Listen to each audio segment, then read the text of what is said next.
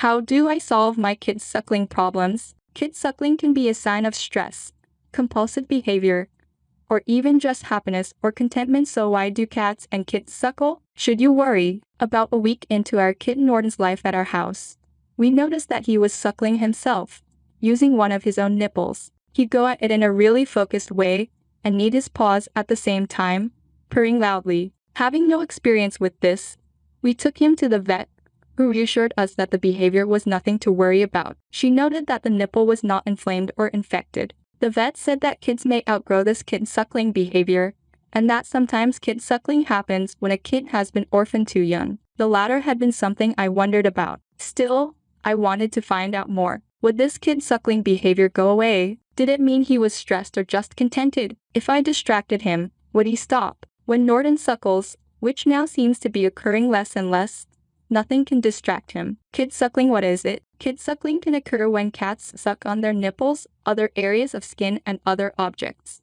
Cats might suckle on rugs, your skin tags, your ears, or your fingers. Jamie Bluebell came to us as a kitten, and for a very brief time, she would suckle on a skin tag on my husband's armpit. She also liked to suck on the frames of his glasses. But Jamie got over it fairly quickly, and from what we know, we think that Jamie was not orphaned as young as Norton. The causes of cat or kitten suckling. The causes of kitten suckling can include being separated from mom too early. Ideally, kids should not be weaned from mom earlier than 6 weeks, but according to cat information online, cat or kid suckling can also be a sign of stress, compulsive behavior, or even just happiness or contentment. It's a hard behavior to nail down. Is kid suckling bad for kitties? Sometimes kid suckling is harmless, but sometimes, according to this Catster article, cats or kids can do damage to each other or themselves if they suckle too hard or for too long. The article refers to what is probably a high-stress situation: kids in a humane society who are motherless and suckling each other to the point of damage. Should you do anything about kitten suckling? My vet proposed no solution. She saw no reason to be concerned in Norton's case. If you're not concerned about suckling and your cat continues,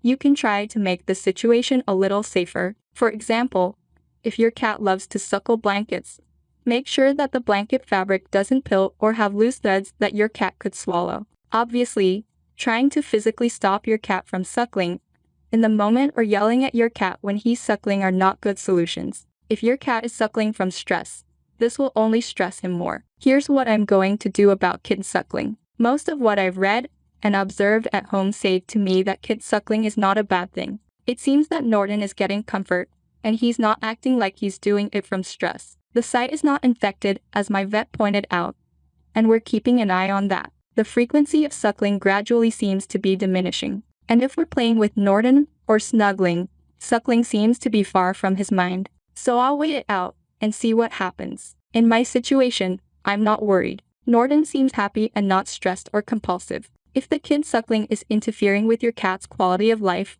then it's time to seek help. If your cat is damaging his skin or the skin of another, or seems to be suckling as a kind of stress response, seek help. Get the help of a certified cat behaviorist or your veterinarian.